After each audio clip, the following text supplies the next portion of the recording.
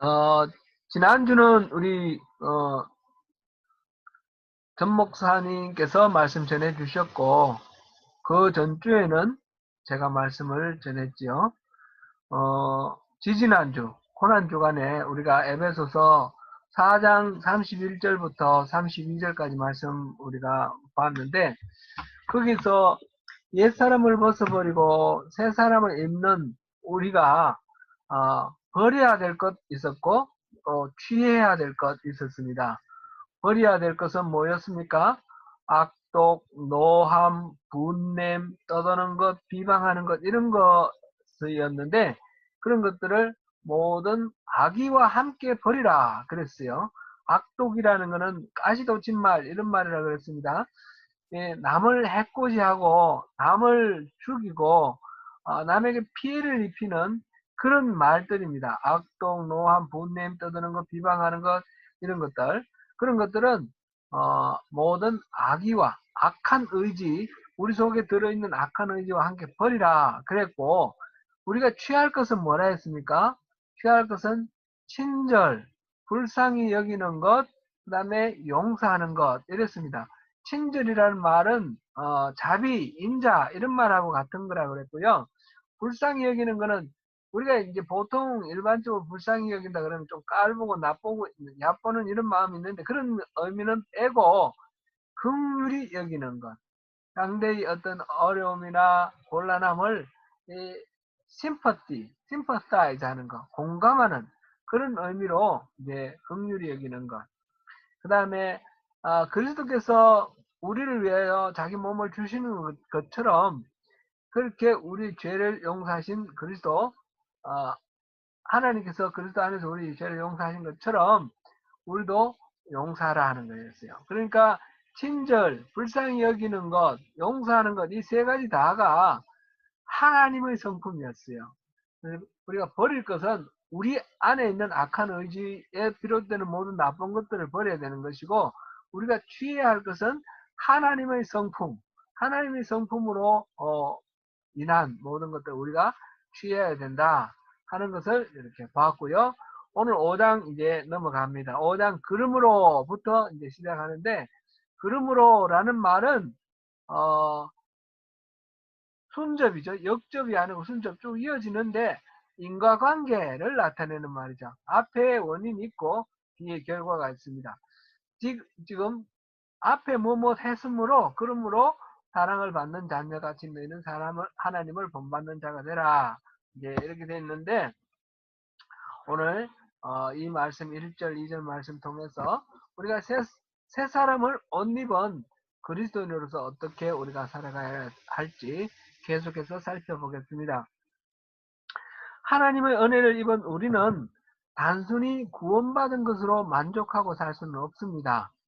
우리 구원받은 사람으로서 하나님의 백성으로서 살아가는 과정이 있습니다. 그러니까 구원이라는 것은 우리의 목적지가 아니고 출발지입니다. 하나님의 자녀로 구원받고 그 다음부터 하나님 자녀로 살아가는 거죠. 새 사람을 입은 존재로서 우리가 이제 앞에서 말한 것처럼 단순히 버릴 것, 취할 것, 이 정도가 아니라 더 적극적으로 어떻게 살아가야 할 것인지 지금 바울 사도가 말하고 있습니다. 1절, 2절 다시 한번 읽어보실까요? 같이. 시작. 그러므로 사랑을 받는 자녀같이 너희는 하나님을 본받는 자가 되고 그리스도께서 너희를 사랑하신 것 같이 너희도 사랑 가운데서 행하라. 그는 우리를 위하여 자신을 버리사 향기로운 제물과 희생 제물로 하나님께 드리셨느니라. 아멘. 하나님을 본받으라 라고 하셨어요. 하나님을 우리가 어떻게 본받죠? 하나님을 본받으면 우리도 이제 빛이 있으라 뭐 이렇게 하라는 뜻인가요? 하나님을 본받으라 이 말을 지금 NIV 영어 성경에 보니까 be imitator of God, 하나님을 모방하는 자, imitator, 모방하는 자가 되라 그랬어요. 하나님 하시는 그대로 모방하고 따르라는 거예요. 어, 하나님을 흉내내라는 거죠. 이게 우리가 하나님 하시는 대로 우리가 그대로 이렇게 따라하는 것, 이게 어떤 의미가 있을까? 또 다른 번역을 보니까 공동 번역 여기 보니까 하나님을 닮으십시오 이렇게 돼 있어요. 하나님을 닮으라. 어, 바울 사도가 우리에게 이 말을 하는 이유는, 하나님을 본받는 자가 되라 이 말을 하는 이유는, 우리가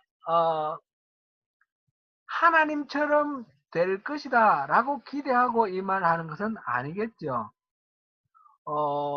하나님께서 우리에게 어떻게 하셨는지, 어떻게 행하셨는지 그거를 알고 기억하고 그러면 우리의 삶이 달라진다라는 그런 의미일 것입니다.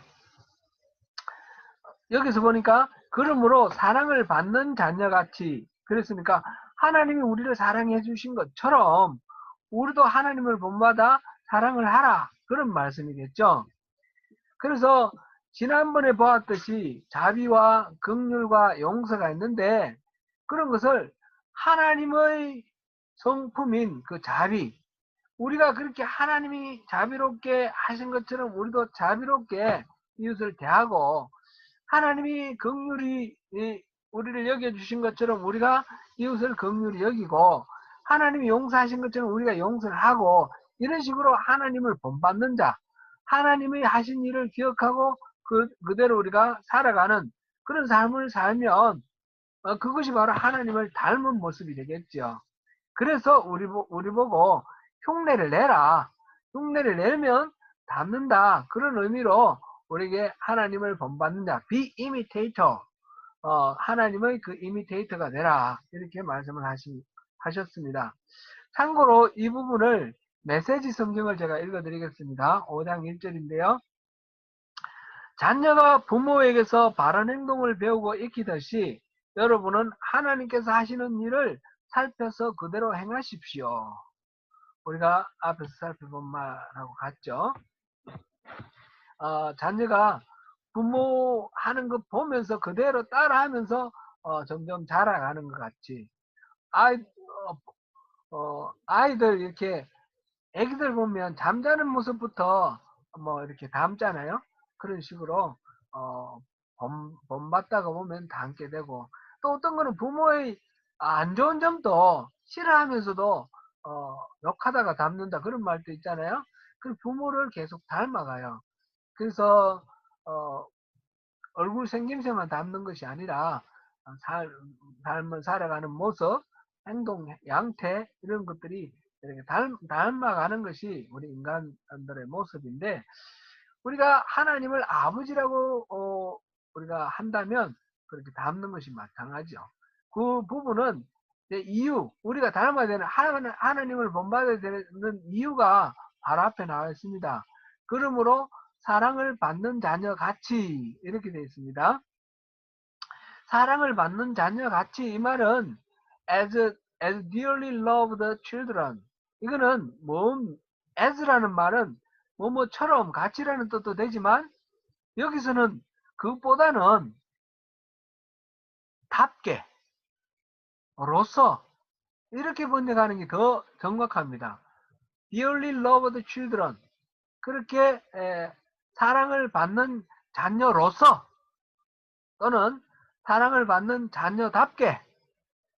이게 뭔가 하면, 우리가 어떤 행동을 할 때 그 행동 자체 이전에 행동을 어떻게 하느냐, 방식이 뭐냐, 뭐 이런 거 따지기 이전에 그 사람이 정체성, 그 사람이 누구이길래 저런 행동을 하는가, 그게 더 중요할 때가 보통입니다. 그래서 여기서 어떤 행동을 하는 데 있어서 방식이나 뭐 이런 이유, 동기, 이게 아니라 우리가 누군가, 우리 아이덴티티, 정체성을 먼저 생각해 보자는 거죠. 우리 정체성이 뭡니까? 우리는 하나님의 사랑을 받는 자녀라는 겁니다. 여기서 영어로 as라고 번역되어 있는 거, 우리말로 같이라고 번역되어 있는데, 이거는 답게, 자녀로서 이렇게 번역하는 게 더 정확하다. 우리 이걸 기억하면서요. 우리는 하나님의 사랑을 받는 자녀라는 것입니다. 자녀처럼 비슷하게가 아니고 우리는 하나님의 자녀입니다. 이미. 그렇기 때문에 당연히 하나님의 자녀답게 행동을 하는 것이 맞죠. 우리가 어떤 사랑을 받았습니까? 하나님이 우리를 자녀로서 부모가 자녀 사랑하는 것처럼 그렇게 사랑을 하셨다는 겁니다. 우리가 우리 자녀들 키울 때 한번 생각해 보십시오. 우리가 어린아이일 때는 잘 기억 못하지만 알 수가 없지만 우리가 자녀 키우면서 그 부모의 자녀에 대한 사랑은 우리가 다 경험해 봤지 않습니까? 애기가 이렇게 전적으로 부모의 도움을 의지하며 살아갈 그럴 때에 부모의 사랑이 가장 전형적으로 나타나죠. 자녀를 보면 빵긋빵긋 웃으면 웃는 것 자체가 너무너무 행복하고 기쁘고 사랑스럽죠. 웃을 때만 사랑스럽나요? 울 때는요. 울 때도 사랑스럽습니다. 얘가 잠을 잘 자도 사랑스럽고 일어나 돌아다녀도 사랑스럽고 똥을 싸도 사랑스럽고 오줌 싸도 사랑스럽고 그릇을 뒤엎어도 사랑스럽고 온갖 일 무슨 일이든지 상관이 없습니다. 그 존재하는 자체가 사랑이고 행동하는 모든 것이 다 사랑스럽기 짝이 없습니다. 부모는 그렇게 자녀를 사랑합니다. 자녀가 부모의 사랑을 받기 위해서 이렇게 무슨 자격이 필요한 것이 아니지 않습니까? 그냥 자녀이기 때문에 사랑받는 것, 사랑합니다. 마찬가지로 하나님이 우리를 그렇게 사랑했다는 것입니다. 하나님이 우리에게 우리의 행동이 하나님의 사랑을 받을 만큼 거룩하고 선하고 모범이 되어서 사랑하시는 것이 아니라 하나님이 우리를 자녀 삼으셨기 때문에 그냥 무조건적으로 사랑하시는 겁니다. 그런 사랑을 우리가 받았습니다. 우리가 그런 사랑을 받았기 때문에 하나님의 그런 사랑을 받은 자녀답게 우리가 행동을 해야 된다라는 것입니다. 그래서 2절을 다시 한번 읽어보겠습니다. 2절. 2절 같이 읽습니다. 시작. 그리스도께서 너희를 사랑하신 것 같이 너희도 사랑 가운데서 행하라. 그는 우리를 위하여 자신을 버리사 향기로운 제물과 희생 제물로 하나님께 드리셨느니라. 그래서 이제 2절에서 1절에서는 하나님을 본받으라 그랬고 2절에 가장 요점되는 말은 사랑 가운데서 행하라 그런 말씀입니다. 사랑 가운데서 행하라. 하나님을 본받는데 어떻게 본받느냐?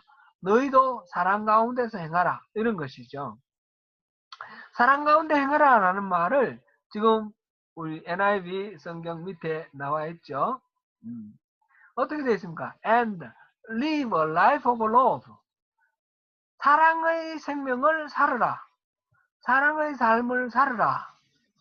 사는 것이 사랑의 삶이 되도록 그렇게 살아라. 그렇게 번역을 했습니다. 사랑 가운데 행하는 것. 이거를 우리말 사랑 가운데 행하라. 이 말을 한번 더 생각해 보죠. 사랑 속에 푹 잠겨 있으라는 거죠. 어디를 봐도 다 사랑이 되게. 사랑 한가운데. 지금 공기 속에, 공기 가운데 우리가 있습니다. 그럼 손을 뻗어도 이 공기에 닿아 있습니다. 그죠? 발을 움직여도 공기에 닿아 있고요. 얼굴을 움직여도 공기에 닿아 있습니다. 이런 것처럼 우리도 사랑 가운데 손을 뻗어도 사랑이 닿아 있고 고개를 흔들어도 사랑에 닿아 있고 말을 해도 사랑에 닿아 있고 이렇게 우리를 살아라는 겁니다. 우리 삶을. 그러니까 무슨 행동을 하고 무슨 말을 하든지 그것이 다 사랑과 연결되게 하라. 그 동기가 사랑에 있도록 하라. 그런 것입니다. 왜 그렇게 해야 됩니까? 그리스도께서 우리를 사랑하셨으니까. 그리스도께서 우리를 사랑하신 것처럼 그렇게 우리가 사랑 가운데 거하라 그랬습니다. 그리스도께서 우리를 어떻게 사랑하셨습니까? 그것이 뒤에 설명이 나와 있습니다. 그는 우리를 위하여 자신을 버리사 향기로운 제물과 희생 제물로 하나님께 드리셨느니라. 사랑하라 그러면 우리가 우리 인간적인 사랑을 생각합니다. 우리 인간의 사랑을 생각하는데 인간의 사랑은 항상 자기중심적이죠. 우리가 사랑을 해도 아무리 헌신적인 사랑을 한다 하더라도 그 사랑을 통해서 내가 사랑의 보상을 받기를 원합니다. 내가 사랑한 만큼 상대가 나를 사랑해 줘야 되는 것이지 일방적으로 사랑하는 그런 거는 참 어렵습니다. 부모와 자식 간의 사랑도 보면 부모가 자식을 사랑하는데 그 사랑이 자식을 부모에게 얽매게 만드는 그런 경우도 많이 있죠. 우리 인간의 사랑은 자기중심적이에요. 그래서 자식이 몰라주면 서운해하고 힘들고 어렵고 그런 거죠. 그런데 예수님께서는 자기를 버리셨습니다. 자신을 버리신 사람, 자기를 부정한 사람, 자기를 없이 하시는 사람. 그래서 향기로운 제물과 희생 제물로 하나님께 드리셨다 그랬습니다. 이거는 우리 레위기에서 본 그 제사 한번 생각해 보면 좋겠습니다. 번제 모든 제사를 드릴 때는 번제가 있지 않습니까? 속죄제도 번제와 함께 드리고 또 속건제도 번제와 함께 드리고 소제도 번제와 함께 드리고 또 모든 제사 다 번제와 함께 드리게 되어 있습니다. 번제가 모든 제사의 기본이죠. 여기서 향기로운 제물이라는 건 번제를 의미하고 있습니다. 향기로운 제물. 짐승을 잡아서 흠없는 양이나 소나 이런 그 염소나 또 비둘기 제물로 드려지는 그런 짐승을 잡아서 가죽을 벗기고 각을 뜨고 그래서 그 살과 그 다음에 내장은 물로 씻고 그래가지고 그것을 장작더미 위에 올려서 태웁니다. 태우는데 완전히 다 타서 채밖에 남지 않도록 완전히 다 태우는 겁니다. 만약 이게 잘 안 타면 어떻게 하나요? 거기에다가 기름을 붓죠. 기름을 붓거나 감람유를 붓거나 아니면 또 술을 붓습니다. 포도주. 이게 이제 전제입니다. 전제를 부어가지고 그래가지고 이게 완전히 다 타도록 그렇게 하면 한번 그 자리를 한번 상상해 보세요. 짐승을 잡으니까 짐승의 그 피 냄새, 피 비린내가 완전히 진짜 진절머리 날 정도의 피 비린내가 나고 있습니다.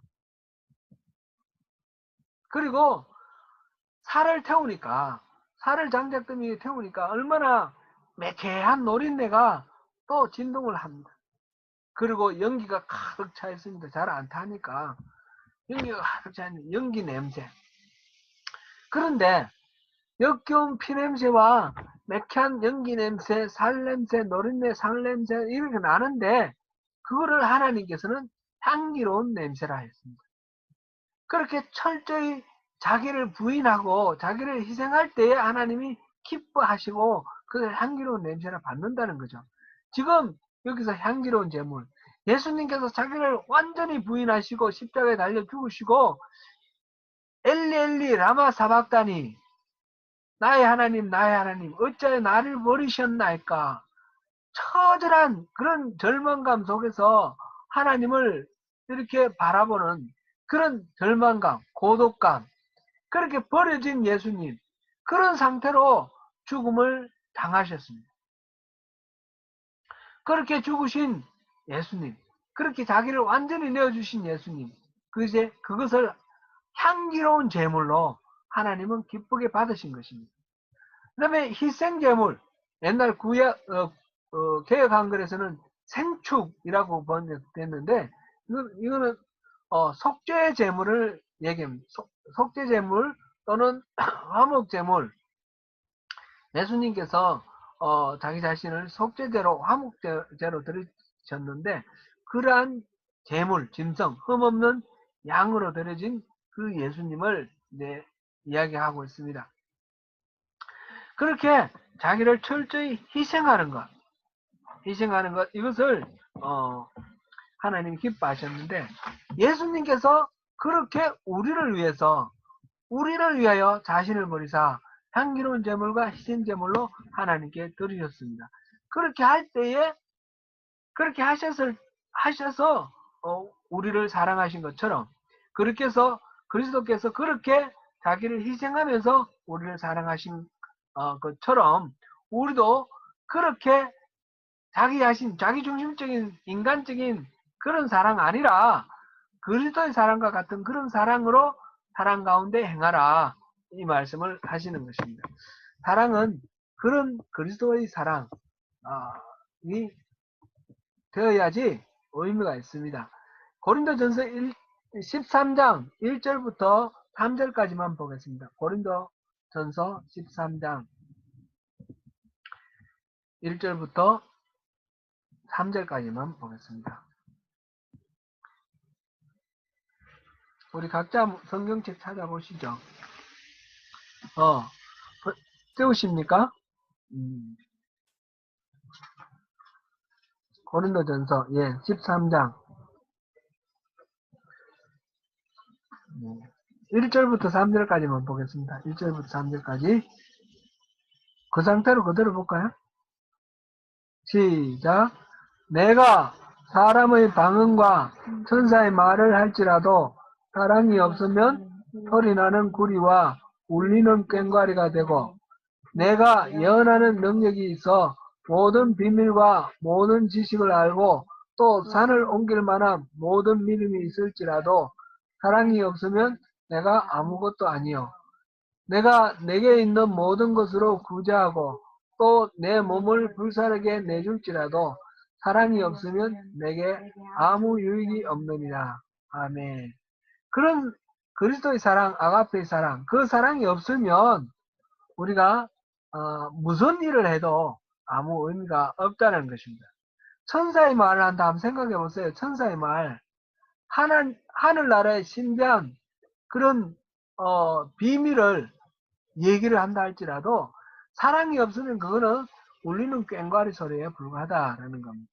사랑이 있어야만 그 모든 것들이 의미가 있다는 겁니다. 예언하는 능력이 있고 또 모든 비밀과 모든 지식을 알고, 한번 상상해 보십시오. 우리가 어떤 사람을 만났는데 그 사람이 내 마음속에 무슨 생각을 하고 있는지, 내가 자랄 때 어떤 환경 속에 자랐는지, 어떤 기억이 있는지, 어떤 상처가 있는지, 앞으로 내 앞길에 무슨 일이 일어날지 이런 걸 다 아는 사람이 있다고 한번 생각해 보세요. 되게 신비롭고 아주 놀랄만한 그런 사람이죠. 그러나 그렇더라도 그 사람이 사랑이 없으면 무슨 소용이 있겠느냐는 거죠. 그런 사람은 상상해도 좀 사랑이 없다고 생각하고 어떤 악의로 나를 대한다고 생각하면 얼마나 끔찍합니까? 내 모든 것들을 다 아는데, 내 비밀을 속속들이 다 아는데, 앞으로는 내 장래도 다 알 건데, 사랑이 없으면 그거는 오히려 흉기가 되고 무기가 되는 것입니다. 또 내게 3절에 내가 내게 있는 모든 것으로 구제하고 내 몸을 불사르게 내줄지라도, 보면 막 자선사업 하는 사람들이 있습니다.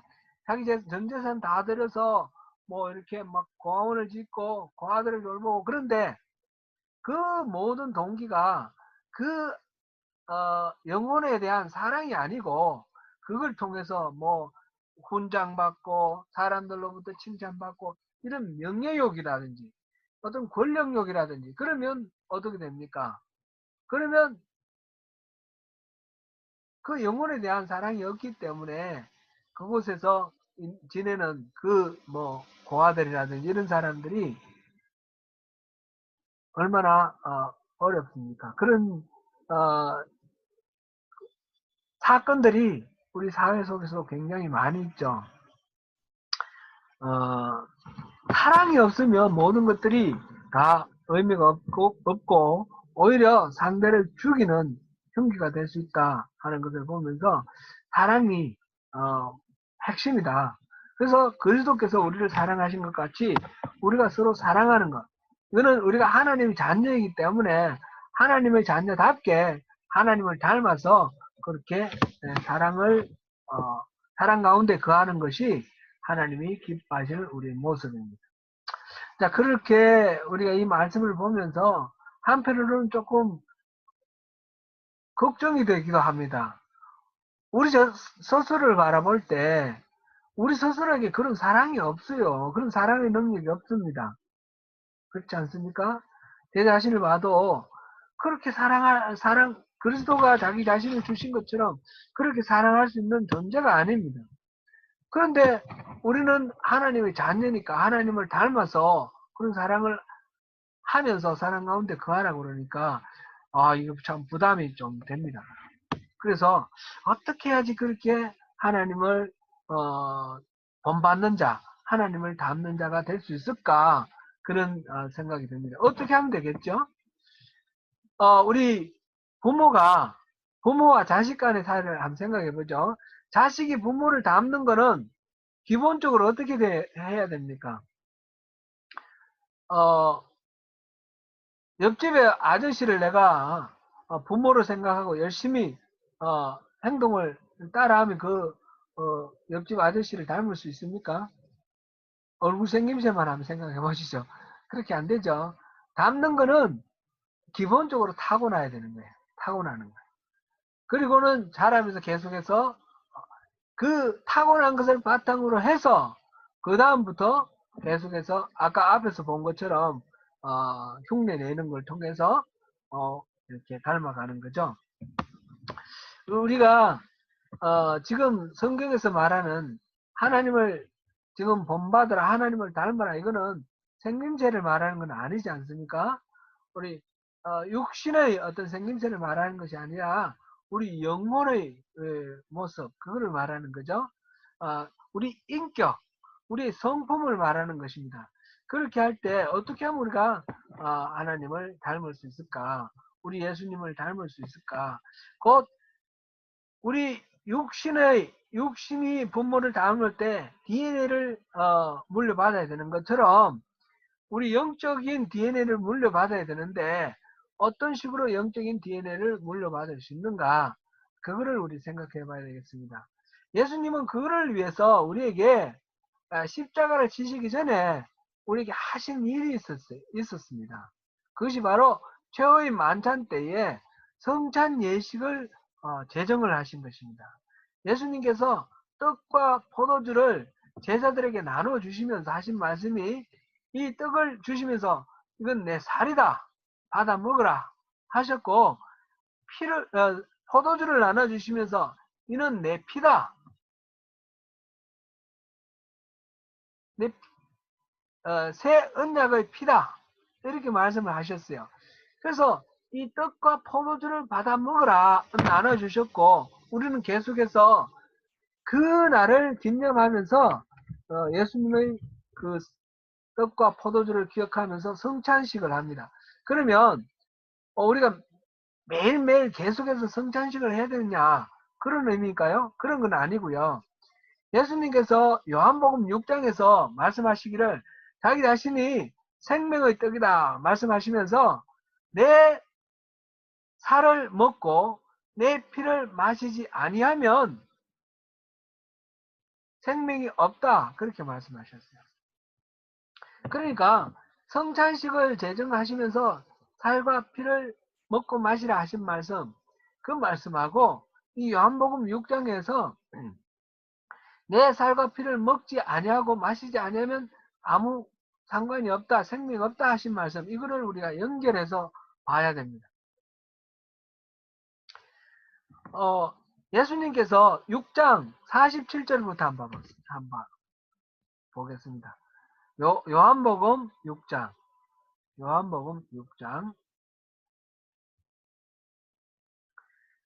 6장 47절 앞에 쭉 이게 좀 시간 나실 때 한번 더 보시고요. 일단 47절 한번 보겠습니다. 47절 같이 읽습니다. 시작. 진실로 진실로 너희에게 이르노니 믿는 자는 영생을 가졌나니 믿는 자가 영생을 가졌다라고 하였습니다. 그리고 쭉 내려가서 54절 보겠습니다. 자, 54절 같이 읽겠습니다. 내 살을 먹고 내 피를 마시는 자는 영생을 가졌고 마지막 날에 내가 그를 다시 살리리니 지금 내 살을 먹고 내 피를 마시는 자가 영생을 가졌다 그랬습니다. 그러니까 여기서 지금 말씀하시고자 하시는 바는 동일한 것입니다. 곧 예수를 믿는 것이 예수님의 살을 먹고 피를 마시는 것입니다. 예수를 바로 믿는 것, 예수님을 우리의 구주로, 우리의 주님으로 믿는 것, 예수님을 온전히 우리가 받아들이는 것이 바로 예수님의 살과 피를 먹고 마시는 겁니다. 살과 피를 먹고 마신다라는 것은 성찬식에 참여한다. 이거는 하나의 어떤 잊지 말라고 제정하신 하나의 기념식이고, 그 본 의미는 예수님을 우리가 온전히 받아들이고 영접하고 믿는 것을 말하는 것입니다. 그러면 예수님을 영접하고 믿는다는 것은 무슨 뜻입니까? 그냥 단순히 예수님은 하나님의 아들이시고 그리스도시다 라는 것을 내가 받아들인다, 지적으로 동의한다, 그런 것은 아니라고 그랬지 않습니까? 귀신도 예수님이 하나님의 아들인 줄 알고 떤다고 그랬습니다. 그러니까 단순히 지적으로 동의하는 것을 말하는 것이 아니고요, 그것을 내가 내 삶에 온전히 체화시키는 것입니다. 체화시키는. 요한복음 15장에서 보면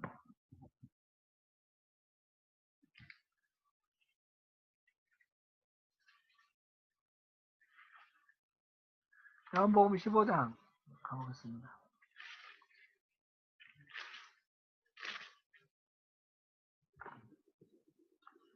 4절을 우리 같이 한번 보겠습니다. 내 안에 거하라, 나도 너희 안에 거하리라. 가지가 포도나무에 붙어있지 아니하면 스스로 열매를 맺을 수 없음같이 너희도 내 안에 있지 아니하면 그러하리라. 이제 예수님께서 포도나무 비유를 하시면서 예수님은 포도나무고 우리는 가지라서 가지가 포도나무에 붙어 있어야 열매를 맺는다 그랬어요. 그런 것을 내 안에 거하라. 그러면 너희가 내 안에 있다 그랬습니다. 그 밑에 5절도 다시 한번 더 읽어보겠습니다. 나는 포도나무요 너희는 가지라. 그가 내 안에 내가 그 안에 거하면 사람이 열매를 많이 맺나니 나를 떠나서는 너희가 아무것도 할 수 없습니다. 우리가 예수님께 붙어 있는 것, 그게 뭡니까? 우리 안에 예수님을 모시는 것, 우리가 예수님 안에 있는 것, 그것을 말하는 거죠. 우리가 무엇을 하든 예수님 안에서 살아가는 거예요. 그리고 우리 안에 예수님을 항상 모시고 있는 것, 이것이 바로 포도나무와 가지처럼 우리가 예수님께 붙어 있는 것이에요. 다시 한번 요한복음 6장으로 가보세요.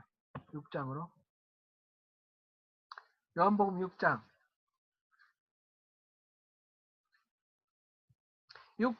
56절 보겠습니다. 56절.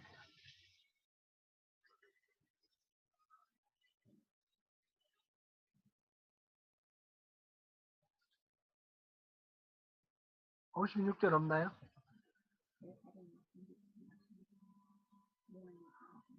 자, 같이 읽습니다. 시작. 내 살을 먹고 내 피를 마시는 자는 내 안에 거하고 나도 그 안에 거하나니. 지금 이 이미지, 지금 요한복음에서 요한이 소식하고 있는 여러 가지 표현하고 있는 표현들이 결국은 일치하는 거죠. 우리가 예수님께 붙어 있는 것, 포도나무 가지가 포도에게 붙어 있는 것, 그거는 우리가 예수님 안에 있는 것이고 예수님이 우리 안에 있는 것이에요. 그것은 우리가 예수님을 온전히 믿는 것이에요. 우리가 예수님을 온전히 영접해서 예수님을 모시는 것, 그것이 바로 예수님의 살과 피를 먹고 마시는 것입니다. 이렇게 하면 예수님을 우리 살과 피를 먹고 마시면 예수님이 우리의 살이 되고 우리의 피가 되고 우리는 예수님하고 같아지는 거죠. 점점 같아지는 거죠. 그 앞에서 우리가 봤던 닮는 것, 하나님을 본받는 것, 그것과 같은 표현이 되는 것입니다. 그래서 우리가 예수님을 잘 믿는 것, 예수님 안에 늘 머무는 것, 이것이 바로 하나님을 닮고 하나님을 본받는 비결입니다. 그렇게 하면 우리가 그리스도께서 자기를 버리사 우리를 위하여 향기로운 제물이 되고 희생 제물이 되신 것처럼, 그렇게 우리를 사랑하신 것처럼 우리도 이웃을 사랑할 수 있게 되는 것이죠. 그러면 어떻게 하면 우리가 그리스도의 피를 먹고 살을 먹고 피를 마시는 것입니까? 우리가 어떻게 하면 그리스도의 포도나무가 가지가 나무에 붙어 있는 것처럼 붙어 있는 것입니까? 우리가 어떻게 하면 온전하게 믿는 것입니까? 끊임없이 성경을 통해서 예수님이 어떤 분이신지 우리가 알아가는 것. 주님을 알고 주님을 사랑하는 것. 그러면 주님과 더욱 친밀한 사랑의 관계 속으로 우리가 들어가는 것입니다. 주님을 경험하고 우리 삶 속에서 어떤 일이 있든지 주님하고 연결시켜서 생각하고 주님과 이렇게 오버랩 해보는 거예요. 그렇게 함으로써 내 욕망, 내 그 옛사람의 본성, 내 주관대로만 살아가는 것, 내 감정대로만 살아가지 않고 모든 일에 예수님을 오버랩 시키고, 주님은 이 상황 속에서 어떤 생각을 하셨을까? 주님은 어떻게 반응하셨을까? 주님을 늘 염두에 두고 내 말과 행동을 하게 되면, 그렇게 되면 우리가 주님이 우리 속에 오셔서 주님 감동 주시는 대로 우리가 살아가게 되는 거죠. 이게 이제 말하자면 성령 충만한 것입니다. 성령 충만과 온전히 믿는 것과 포도나무에 붙어 있는 것과 예수님의 살과 피를 먹고 마시는 것은 다 같은 의미가 되는 것입니다.